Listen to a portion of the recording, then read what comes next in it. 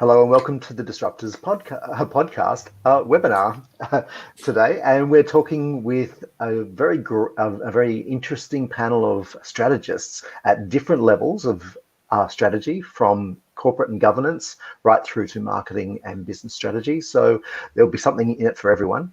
What's really interesting about these guests is that they have a great breadth of experience and expertise, and I think it's a really hot topic right now, considering what we're going through.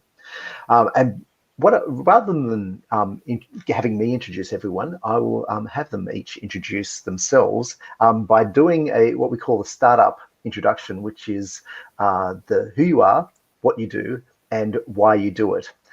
So I think that's a nice way of starting, with these sort of webinars.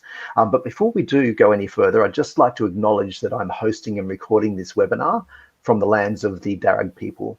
And I also acknowledge the traditional custodians of the various lands on which you all today are joining us. And I would like to welcome any Aboriginal and Torres Strait Islander people who are participating in the webinar. I pay my respects to elders past, present and emerging, and celebrate the diversity of Aboriginal peoples and their ongoing cultures and connections to the lands and waters of New South Wales. Great, so maybe I could start with Tracy. So Tracy, maybe you could start by introducing yourself, explaining who you are, what you do, and why you do it. Hello, and thanks so much for having me this evening.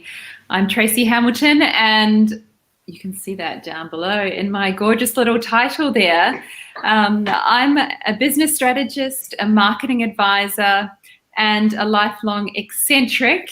And my mission is to help incredible people on a mission to do amazing things. So I'm very lucky that then sometimes sees me helping founders, scale-ups and enterprise businesses, all having the ambition to do more in the world. Brilliant. Karina, can you introduce yourself in the same way? Hi, I'm Karina Marker.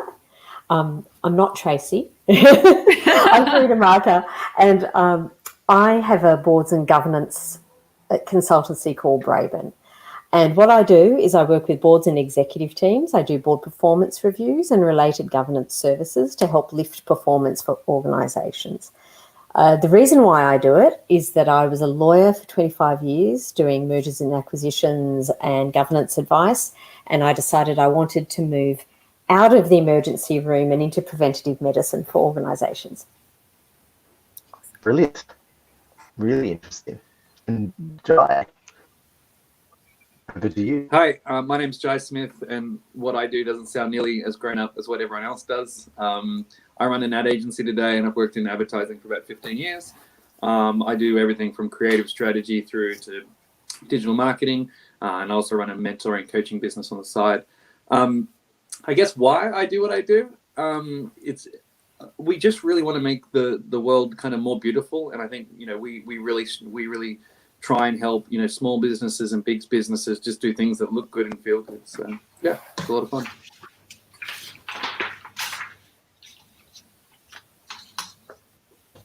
Looks like Gavin may actually have dropped out of the broadcast. Hi everyone, my name's Joanne Jacobs. I'm Gavin's I'm Gavin's business partner, and I'm just going to take over because Gavin's disappeared. So who can come back later? So thanks everyone for joining us. Please, if you have any questions in this broadcast, feel free to add them to the YouTube channel that you're engaging with here.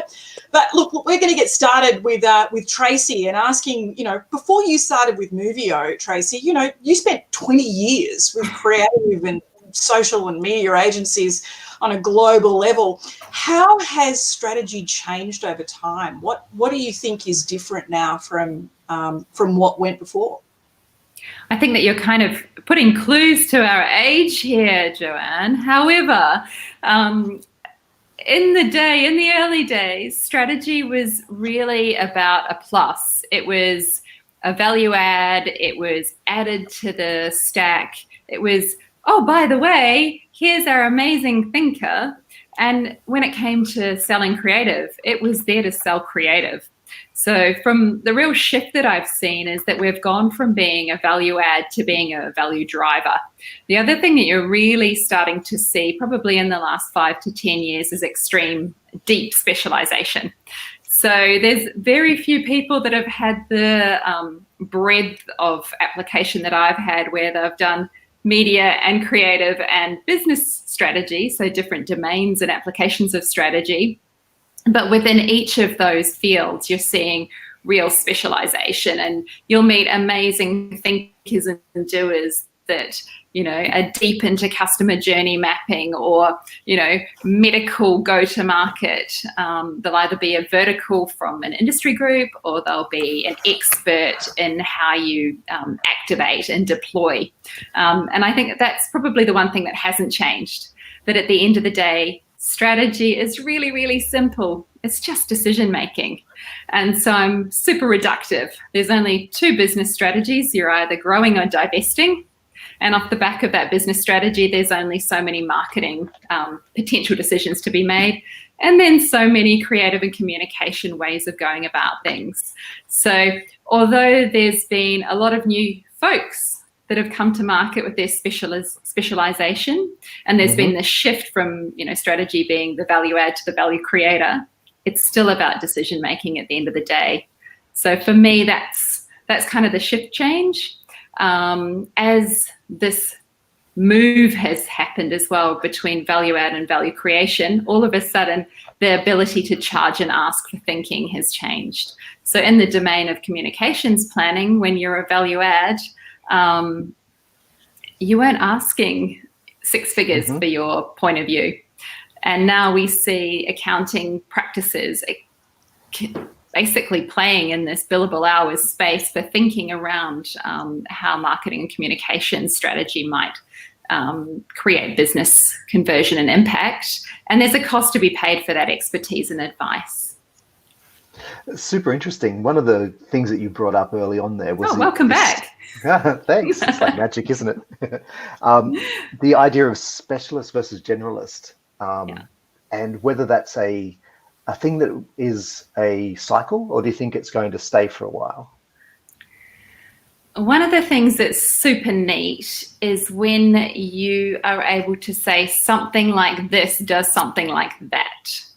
So there is a real capability in being able to run interference and speak of the different verticals, the different specializations. So being able to go, the overarching business objective is growth, and the marketing strategy looks like this, and under the marketing strategy, the communications, creative, individual strategic decisions look like this. And within that, we need a fleet of incredible humans who can do these types of things. I think these types of things requires expertise, skill, and craft, but also the ability to run that interference across the line. And you'll see that as well as you start to play engage customers, that you'll go into a client organization and they'll use the phrase digital transformation, buzzword, hashtag moment. And in one division, what that actually means is channel migration, which is all of a sudden we're going to switch on mobile banking. That's transformation. And then in people and culture, it means that I'm going to let you bring your own device. And at the CTO level, it actually means an entire investment of $20 million in deep infrastructure. And so the semantics around what those words mean in practice, and being able to run the red thread, which is business strategy goal is this, but in your team, you talk about it in this way. By the way, over there, they talk about the same thing, but they use these words. So definitely specialists, yes, but generalists, yay, you're actually really useful humans. You are the most clever problem solvers. Oh, it's hope for us all yet. And for those of us that are curious and, ADHD by bias, that we like to learn a lot of new things. Yeah. Yeah, absolutely. It's interesting. We did a project a few years ago now with the Department of Defense, and we found exactly the same problem, or exactly the same challenge, which was really what they were doing was digital transformation, but it was large scale infrastructure. It wasn't the kind of the fun transformation stuff. It was hard and difficult, and nothing worked, and it was a lot of change management. Yeah. Yeah. So you kind of have to go with the flow with everything, I guess. Okay. So I was just thinking also in terms of this kind of discussion and this kind of situation, particularly now at the moment where we've got COVID and we're sort of struggling with new ways of doing things. And this is why we have the New Ways series to try and think through how this all fits together. What we find is that we need to find pathways. We need to find ways to navigate. And recently I was passed on a report that Karina and one of her business partners had put together. And this board research that you did and the paper on governance was fascinating. And I think, I guess I was a little bit surprised that some of your key findings were not what I was expecting them to be. Maybe you could explore some of those key findings for us. Thanks, Gavin. To give some background to the research, my colleague Brian Freestone with Art Talent and I, we'd been talking, there'd been lots of research around the impacts of COVID on business and on society, but there hadn't really been much talk about the impact on boards and directors. So we saw there was a gap there. So in June and July, we spoke to directors in Australia, the US and the UK, and the organisations ranged from ASX listed, New York Stock Exchange, London Stock Exchange, through to private groups, governments, and not-for-profits. And we wanted to see, you know, how they'd been impacted by COVID. There's a link we can share with you so you can see the full report, which, although it's long, there's actually one page that has the digestible key developments. And there are also questions for boards to help you think about these things in context. But to summarise, there are kind of three buckets our findings went into. One bucket was governance structures, another was people, and the final one is one that we said was governance of operational settings. So if we try and look at each bucket just briefly, for governance structures, we were looking at how decisions were made. So there was a clear importance for corporate purpose and values to provide a framework for directors. There was a nuance to looking at risk and risk indicators, and there were real improvements in information flows and how information was given to the board. So for generating strategy, it's, as Tracy was saying, to take that top level, it was to get people out of the weeds. It was in it. You know, there's so much rapid change, so much risk, and it's getting them out of the weeds to think more clearly and strategically, even as they're trying to keep the lights on. Yes. So then on the people side, there was a new transparency. It was pretty clear who could do what and who couldn't do what. And it was also very clear what stress management's been under and management fatigue. So the takeaway I see for that is that there's going to be succession planning moved right to the top of the agenda as we look for skills currency. And from a strategy, and from a strategy perspective, I think that that's going to be especially relevant because the same way that people want to understand finance and have to understand finance, even if they're not an accountant, but they're on a board, it's relying on each other's skills in order to build a base knowledge across a board when it comes to innovation and particularly technology, which has been thrown to the fore in the pandemic. Indeed. Ah, cool. Very interesting. I think that's the being able to connect the dots between different capability sets is the real challenge in this. And Jai, I know that this is something that you're doing in terms of building and exercising the strategy muscles of like young strategists. But are you seeing that sort of filter upwards as well? What do you mean by tilted upwards, sorry? Or filter upwards. So you build the capacity and then what does that mean? Look, I think strategy certainly in advertising is changing in the sense of like I agree. I was really listening to what Tracy was saying in terms of like about picking paths and dissolving things until you can see the way to go. And I think what we're trying to do from a reverse point of view is there's a level of inspiration and spark we're trying to push back into strategy, which is, if we really go back to its roots, you know, in the advertising world I'm talking about, it's really about sparking creative.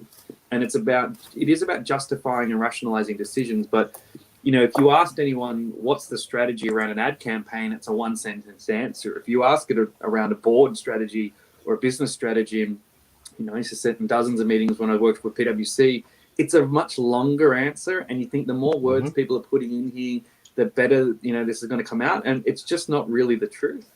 And so what we're trying to do at a kind of a younger level or a new age strategist kind of point of view is come back to, how does strategy allow you to make leaps of faith that no one else can? And I totally agree. As soon as you say innovation, as soon as you say transformation into what? And sparking creative to do what? Those kind of leaps need to be much more insight driven, much more qualitative, where you kind of suck the science out of it. And a lot of the things that we're doing is, there's a big pushback on, you know, customer research, you know, led by the likes of Adam Ferry and things, who say, if you just keep asking the customer and your stakeholders what they want, they'll just tell you what they know. And it's a really dangerous part that brands and businesses, you know, from a transformational or a business point of view, just end up being the same as everybody else. So I think what we're trying to do is really challenge what people consider strategic decisions and how they're made. I love that. I think that's like an interesting segue to maybe bounce back to you, Karina, around how do we bring creative decision making? How do we, and Tracy, feel free to chime in here too, this idea of how do we drive strategy from that creative aspect? Because I think often when we talk strategy, it feels a bit boring and a little bit like it's very risk heavy. But of course, the downside of risk is if you don't take risk, then you also can create risk. Yeah. No, that's an excellent question. And if I think of it like rock climbing, you can think of the rope that people belay off. And I should say I would never rock climb because I'm me. But you think of it, and there's a safety rope there. You can think of it as it stops me from falling, or you can think of it as it helps me get to the next level. So 100%. if you're trying to create the right environment for creative thinking, I think one of these things, drawing back to that thing of expanding your skill sets and diversifying your skill sets, I think there's a chance for transformation because of the way that management and board dynamics have changed by necessity with COVID. And so the traditional model is you've got management who comes up with a strategy and then board tweaks it and plays with it and moves around it and whatever. It all depends where you are in the life cycle of your business and whether you're, keeping the lights on, stabilizing, or, planning for the future. I think with the changes in dynamics, there's a greater ability for creative thinking as you can unlock the value of senior people, board directors who've lived through crises, that have skills that other people don't, link that to new skills. So one of our directors actually said he only left executive life 9 years ago, and he says, my skills are not current. It's been 9 years, I am not current. So I think that change in dynamic can help unlock the creative thinking around it. Interesting.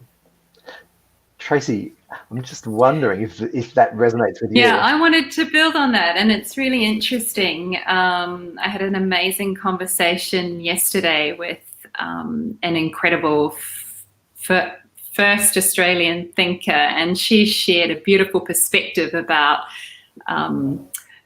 resilience in her community, and that COVID is a speck. It's a speck compared to the 60 million years of lived experience that's sitting inside them from a somatic perspective. And I'm hoping my lighting is great, but I tell you what, my first redundancy was during this Y2K, followed by the GFC. So all of a sudden, when you look at needing to rebound and recreate and survive, you've got muscle memory there. And so this is one of the things around, pardon the phrase, but intergenerational exchange, is that there is incredible, impressive, passionate humans who may be in their late 70s, 90s and beyond, or inversely, like some of the awesome work that Gav's doing, lobbying his emerging talent in his impact work. And I hear, as Jay's talking about working with young strategists, I'm super jealous. Gorgeous, fresh, young, yummy thinking that can be harnessed to really create perspectives. And so if we go back to, you know, my really simplistic view, which is strategy is just decision making, to work out the problems to solve, you've just got to be super curious. And so it comes back down to, you know, some of those really great things of forensic planning, which is there's a body, why is it dead? Let's actually unpick all around it, you know, Mr. Mustard in the drawing room. And so these types of skills are the things that, you know, you're born with. This is the innate curiosity that we need to continue to bring into that conversation. Yeah. And I'm loving that wonderful insight from you, Karina, which makes me feel super optimistic about where we're at. Because I know that from a Australian tech startup perspective, scale-ups and startups are really struggling sometimes with that interrelationship with the board, which is then inhibiting their scale ambitions. So it's like this kind of judicious, dubious, you know, slowly catchy monkey, particularly if you've come from a fully share-held, you know, deliver solid returns, not so interested in alpha. I'm sitting on a board that's a tech board because I want to be perceived as being a bit cool. You know, so that value exchange. Oh. And that's it. Yeah. You know, like, having sat on a couple of boards, and I'm getting involved in another one shortly, it's interesting to what the founders, especially younger founders, look to their boards to do, because strategy is a word that gets thrown around a lot.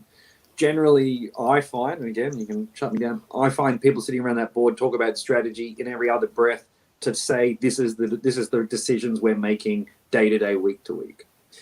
Whereas where I think we need to change that is there's a point where it's just doing business, and yeah, you're going to change your mind every week, and you know, we're adapting to COVID, and is this still our strategy? Is our strategy to grow or because and again, not to play semantics, but for me, when we talk about growth or diversify, they're objectives. For me, strategy is more creatively, how do we get to those objectives? Because I agree with, you know, you got two decisions to do in business all the time. And what we're trying to do is get our founders to ask different questions of the board, which aren't, am I doing the right thing? Do we have enough money? Can I get more money? You know, when will we know we've got enough money? Because that's not strategy. That's just the result of doing things. And, you know, when we're looking at it, you know, there's some great experienced people, and I love you talking about, you know, like you meet somebody who's 60, 70-year-old, you know, and my grandfather, you know, worked for kind of just completely left for me, the gambling company. I've left it anyway, doesn't matter, you know, who made poker machines, and like listening to his stories. He's 95, aristocrat, and like I'm like, some of the stories he tells me, I'm like, what is this nonsense? But it's all the other stories he has about the human decisions, these interactive decisions, that I'm like, he knows all about behavior and gamification.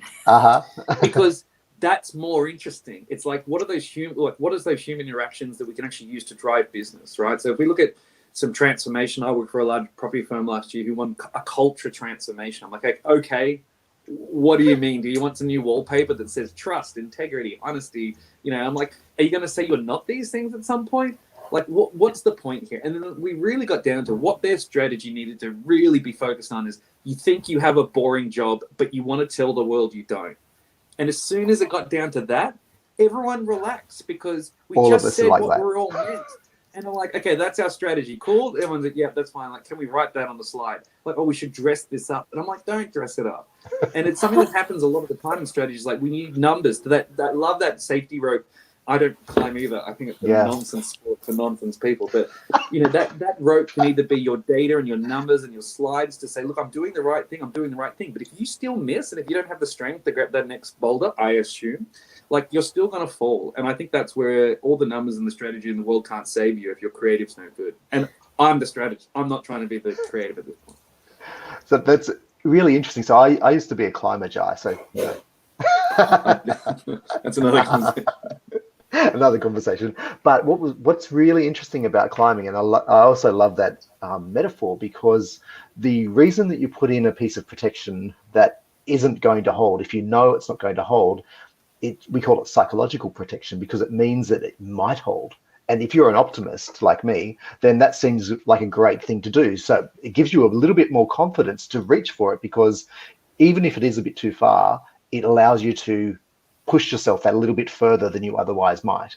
And I think that's part of what strategy does. And it's partly also what, if we have these conversations at all different levels of our organization, and that's why I was kind of interested to have this conversation around junior strategists in working in brands and marketing, because they come up with these amazing ideas. And it's largely to do with that they don't get to play at that sort of senior level, that they don't contribute to strategy at like a board level, for example. But it doesn't mean that those ideas or their approaches are less valuable. It just means that there's no seat at the table. So I think finding ways and pathways in around that is a super interesting thing to do. There's a word you just used in terms of like how being sure about something or having that psychological security. There's a great new podcast out called The Mojo Sessions, and Gary Birtwistle interviewed a guy named David Marquet. He was the captain of a nuclear sub. I think the book's called Turn the Ship Around.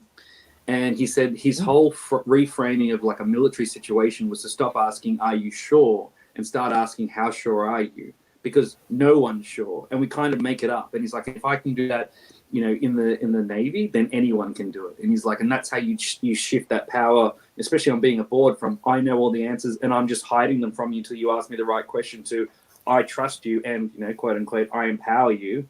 When I say that, I mean, if you screw it up, it's your fault. But anyway, changing that language to how sure are you, 50, 60, 70, 80%, can really change that.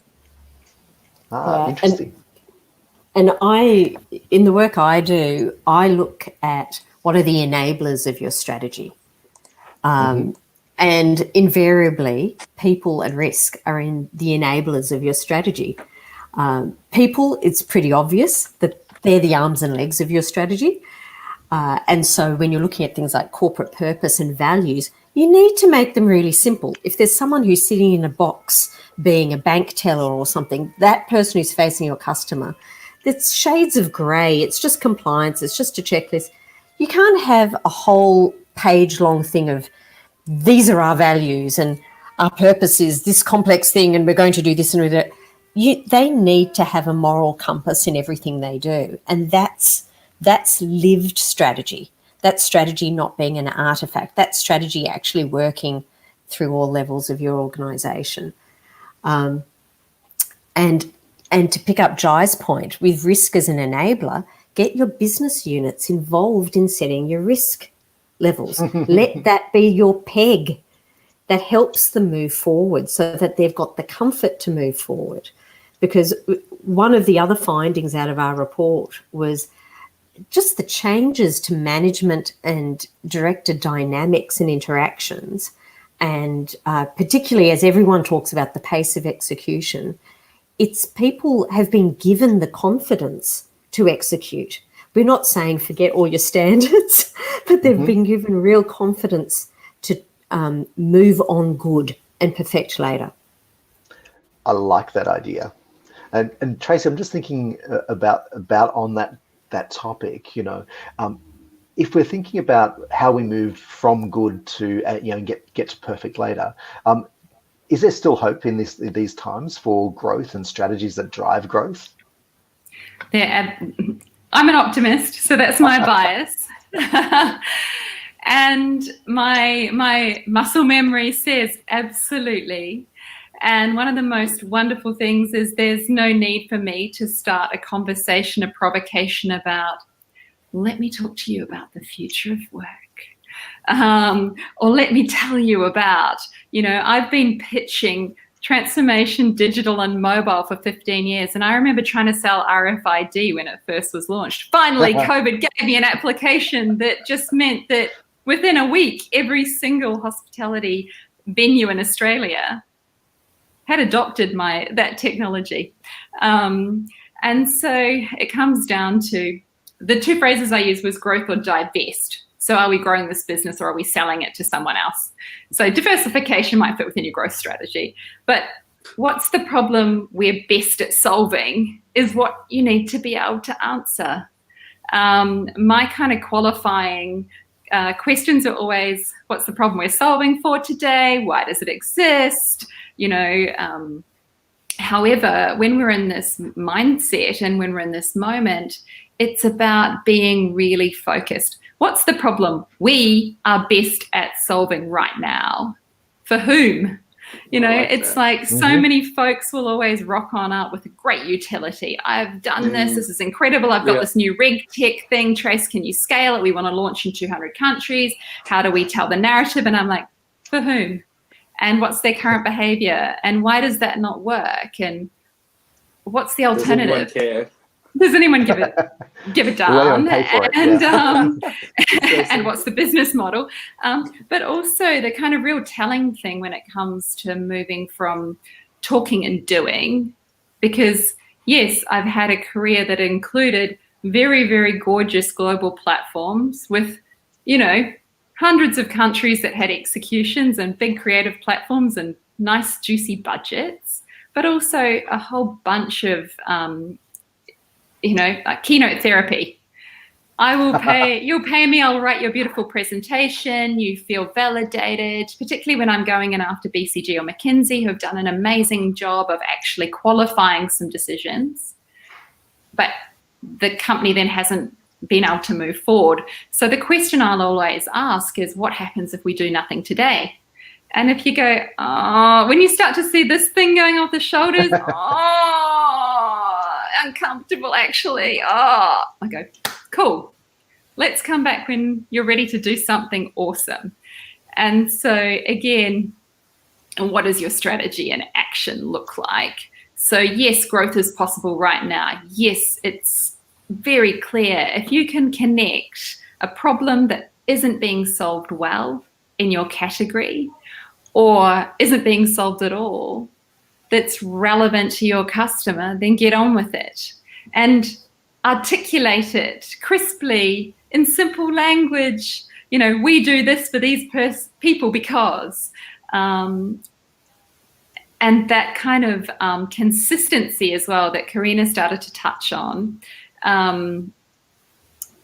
Values and action, it's like parenting. It's all about, mirroring behavior, which is, I can't come on and give you a gorgeous brand strategy, a big platform that says, we rock, we're amazing, we're such good humans, if the guy at the top is not doing the right thing.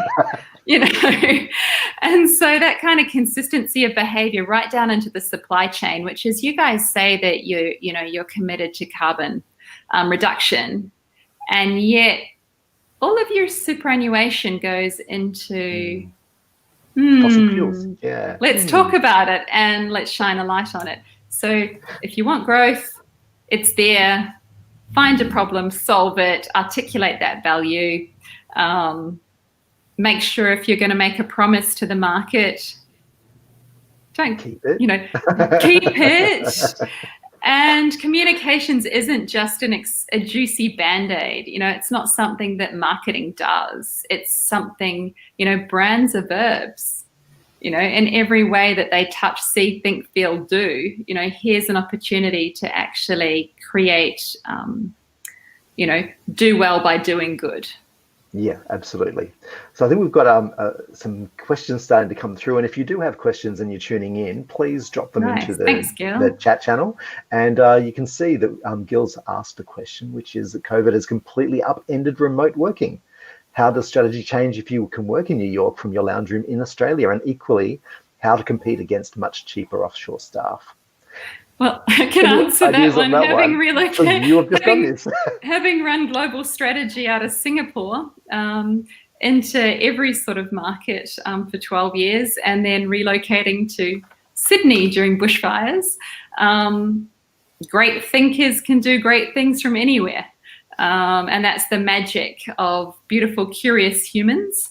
You definitely need to be incredibly resourceful when you're turning over ethnographic, cultural, anthropologic rocks and have amazing teams and networks in market, or the ability to scrape and bring data back in.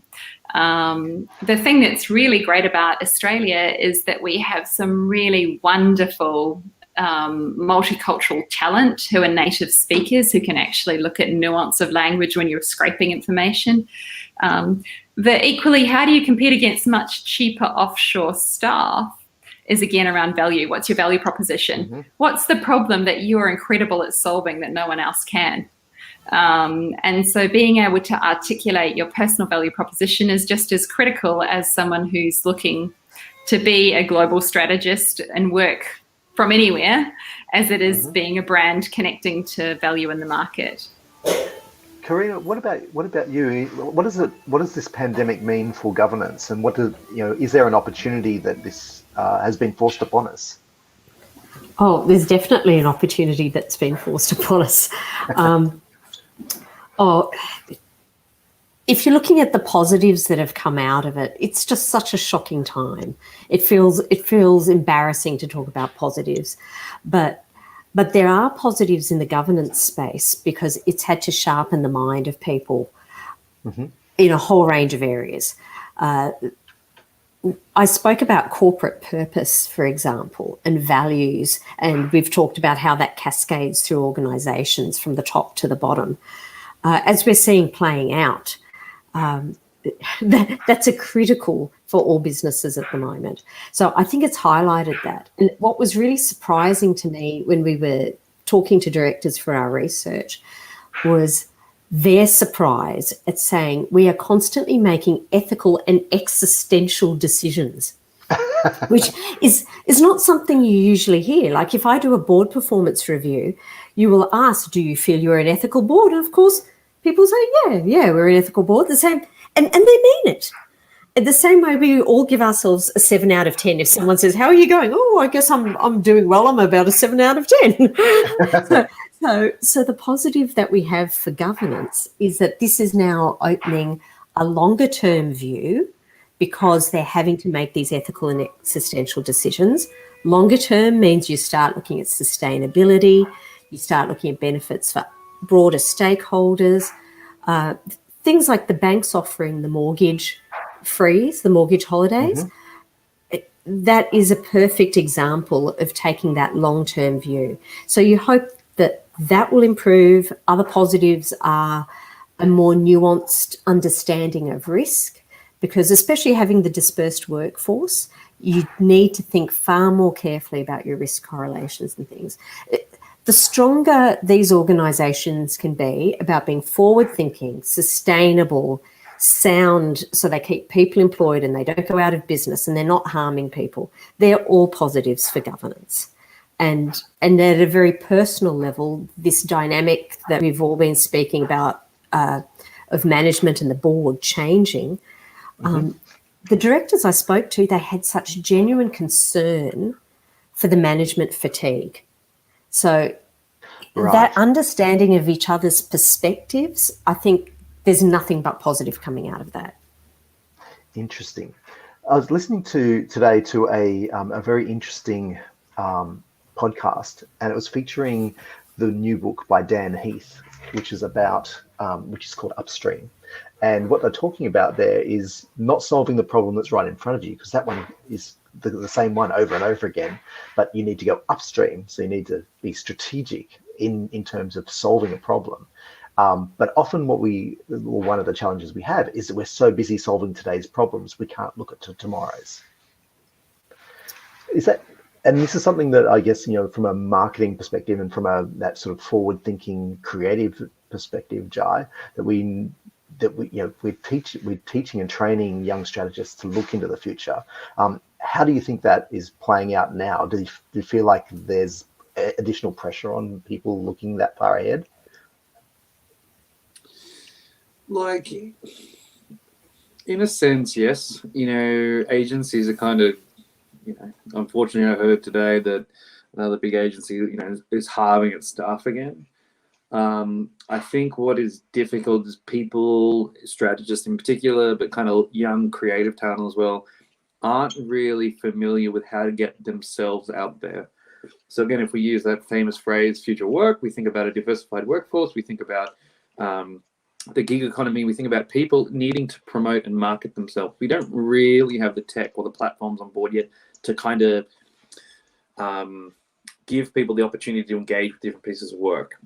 And who it does favor are really young, brash kids who I really like to work with, who are like super good at what they do, really super extroverted, and probably a pain in the ass for management, but they have what it takes and they've got potential. Those guys are really easy to work with. You can kind of mold them, you can kind of keep them on a steady path. But who I really think about and who I'm trying to really solve for at the moment for our coaching business, like the Your Good Get Better business, is a lot of designers, a lot of deep creative thinkers, I'll call them, and deep creative kind of practitioners are incredibly introverted, and I think they're nervous about how to do a career projection in a world that no longer has to 3+ years, which again in our world is a long time in an agency.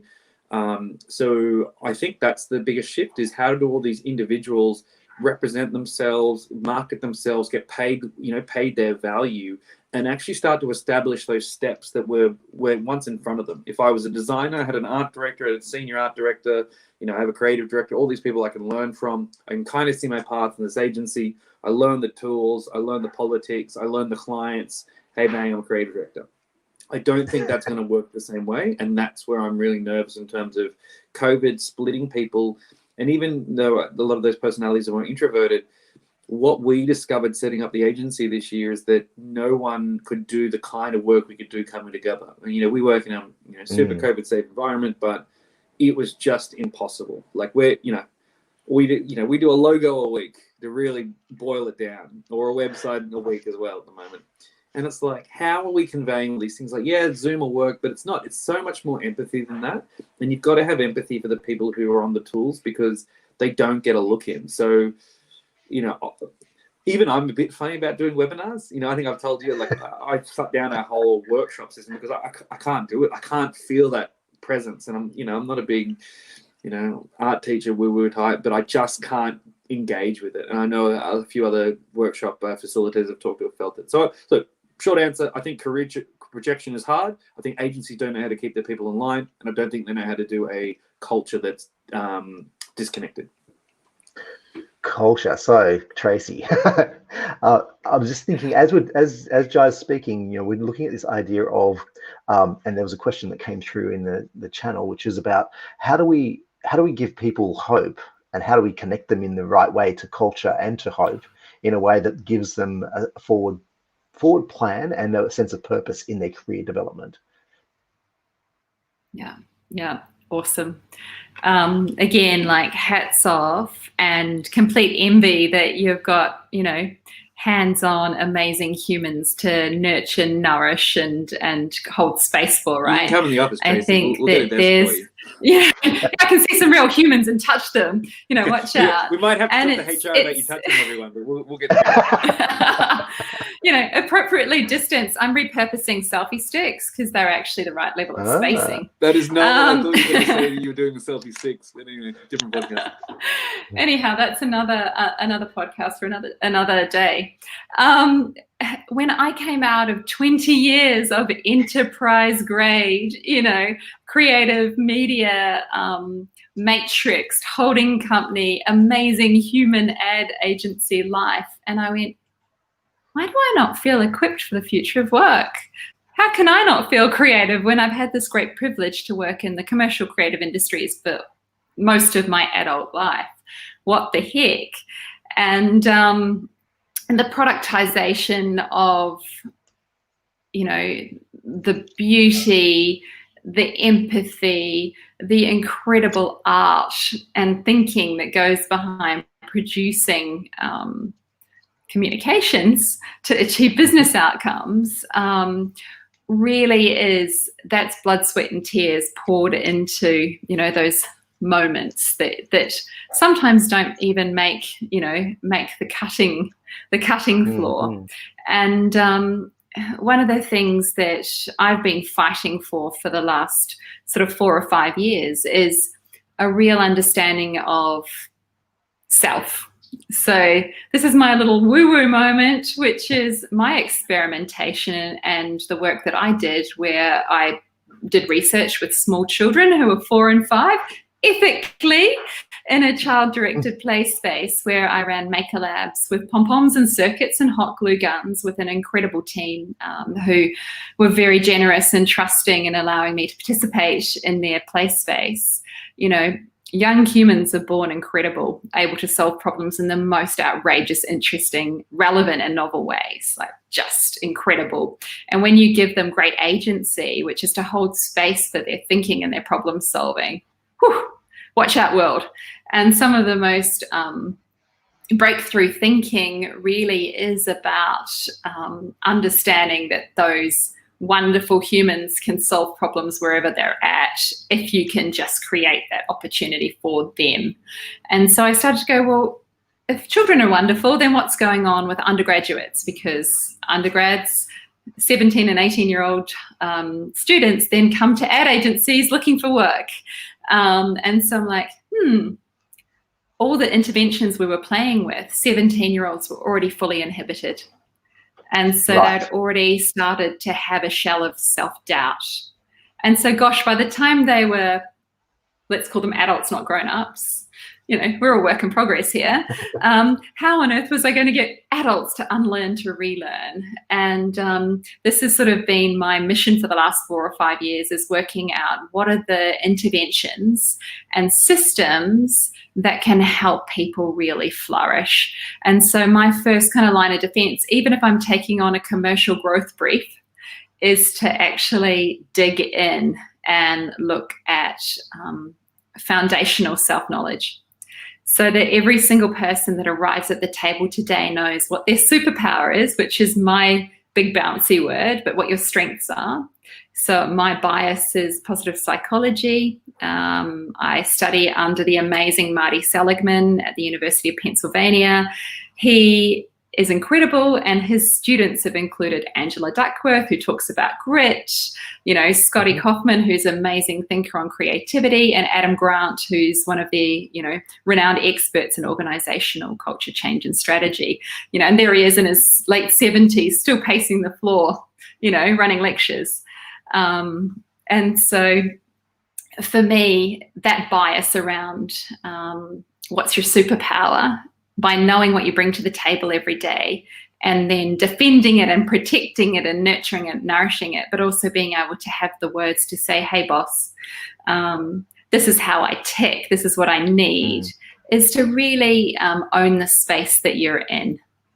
And this is one of those skills that, we look to, if you're a parent, guess what? Maybe it's not your job to be the executive vice president. Maybe your job is to actually model amazing behavior so that we've got more incredible humans. And so that's kind of the question I ask myself every day is, I might advocate for certain things for adults. How do I show up in my house? So, if I'm on a con call and my kids need me, what am I doing? Am I acknowledging them? If I understand that I have a child that has a need to sing, oh my gosh. Don't we all? How do I nurture that? And so, that what's your superpower and how can you use it every single day?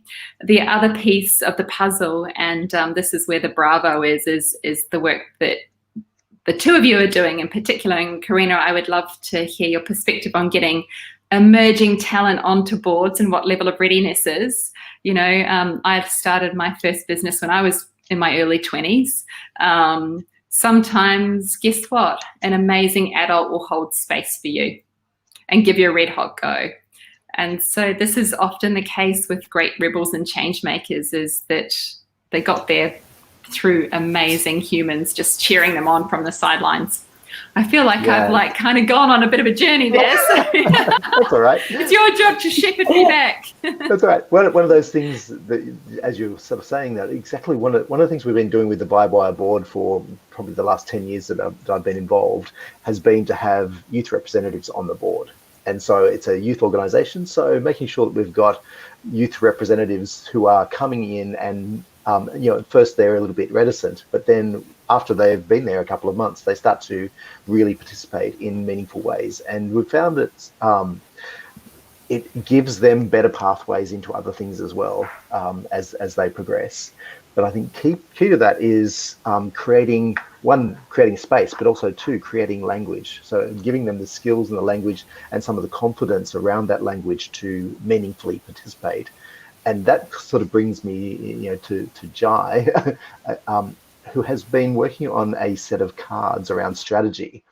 And one of the things I really love about it is it gives us a way of speaking about strategy in a way that we can all share the same language and use the same sort of meanings, but also still be creative with it. So maybe you could talk, Jai, a little bit about what you've been doing. Yeah, sure.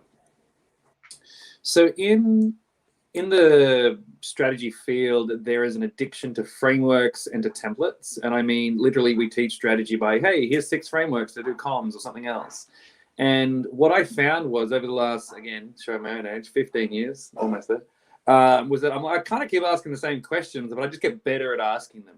But also I found that I got something you said before, Trace, around like the difference between think and do. And another great strategy mentor of mine, Katie Chatfield, really used to push that. So what I did was I actually put the 99 best questions I had into like this deck of massive playing cards, because instead of using a template and a framework, this is at the office, by the way, today, because I forgot the cards because I'm an idiot, and he'll show them in a minute, was that you can actually use these to break out of the template thinking. And I'll just go to the bit where it actually shows it out. But basically every card, where is it? He's going to show them in a minute, has like a question on it. And all the questions have a framework in the back of it, but I won't show you what that is because that kind of ruins it. But that's kind of the idea, is that you can play these cards, you can play in a group, and it challenges your thinking. So the way we kind of suggest to do it is, if you're in a team or on a Zoom call, and again, these purely are analog. I didn't want to do something digital because I think that's boring.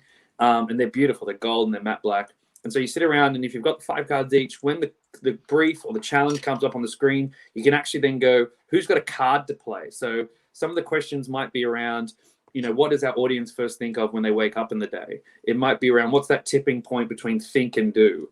What would our competitor do? What would someone outside the category actually be able to do that actually would shape this thinking? And so they're completely free form. And actually the biggest negative feedback we've got is some people are like, I don't really know how to use them. I'm like, that's kind of the point, but also like, let me show you some ways you can actually use these, because rather than getting like addicted to like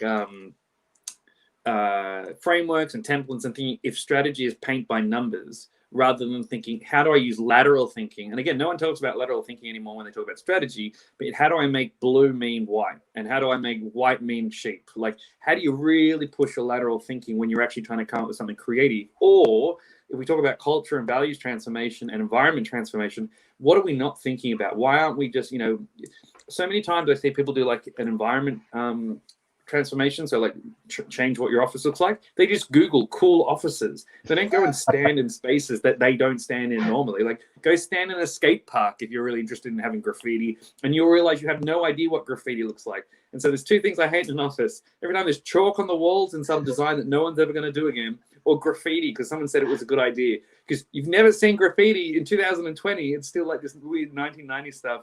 And 2, no one wants chalk in their wall. So like, go and make it look like, don't do the coffee shop thing that's been done to death, but go and find spaces that you don't normally inhabit.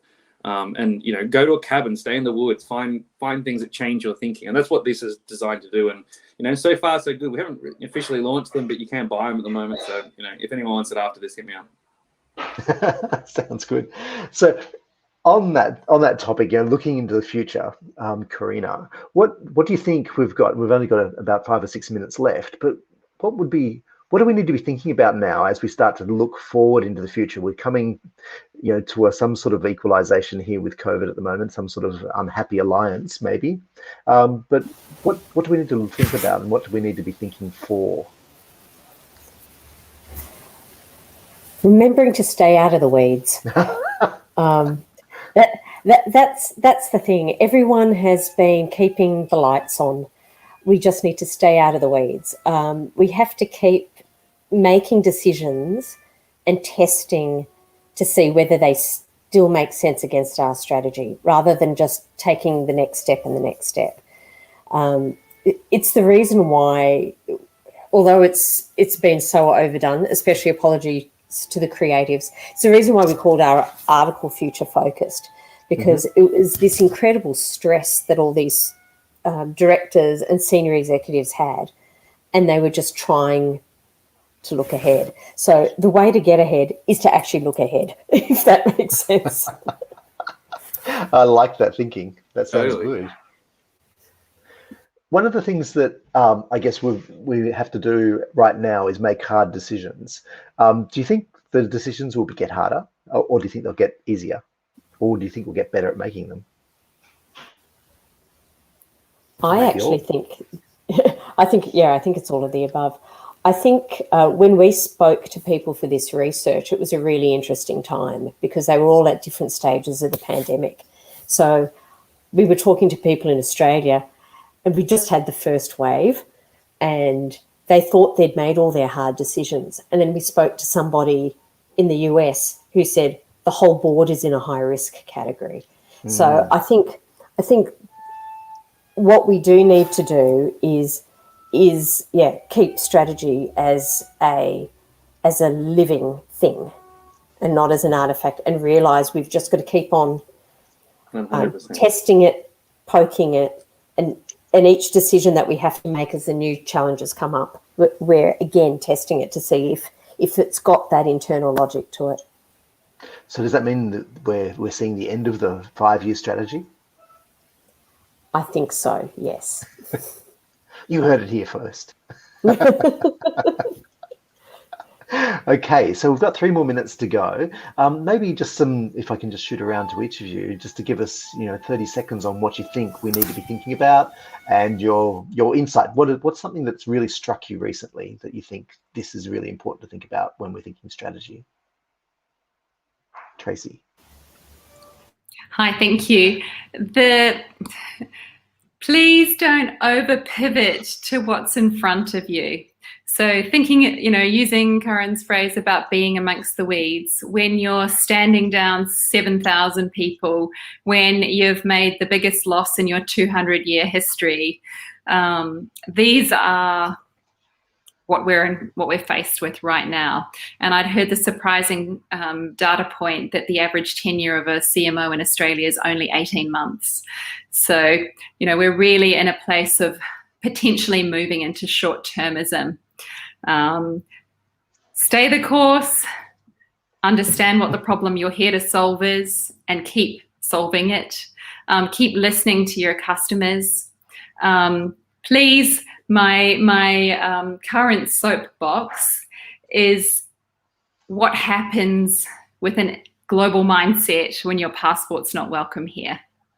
So a huge number of the most incredible businesses in the world were actually founded by refugees, immigrants, and folks from elsewhere. And I know it's nature and the rising conversation around nationalism in so many parts of the world. But if you're not thinking global day one, then you're missing a huge addressable market. And although you might feel that your product or service is best, serving an Australian audience, more likely than not, that same problem is being experienced in the Ukraine, in South America, in Africa. So, please keep your Carmen Sandiego adventure explorer eyes on the prize. Stay curious, and let's keep traveling. Awesome. Jai, what do you think? Strategy is about making things simpler and better, not anything else. Good, get better. Keeping it short. Karina. Think about your people, love your people, as times keep getting tougher and tougher, and think about how your people think. Because if you want to get anywhere, they've got to understand your strategy, no matter what they're doing for you. Brilliant. Really well. That's a great way of wrapping. So that's been an hour. So thank you all for your time this evening, and for everyone who's joined us on the live stream. We've been recording this session and we'll be sharing it tomorrow, same address. You can also catch any of our previous panel recordings on the New Ways series over at the air.works/New Ways. In the meantime, stay safe, stay well, and let us know if we can help your audience convene, create, and collaborate on our platform, the Airworks. And thanks and good night, and we'll see you again soon next month. Bye for now. Bye.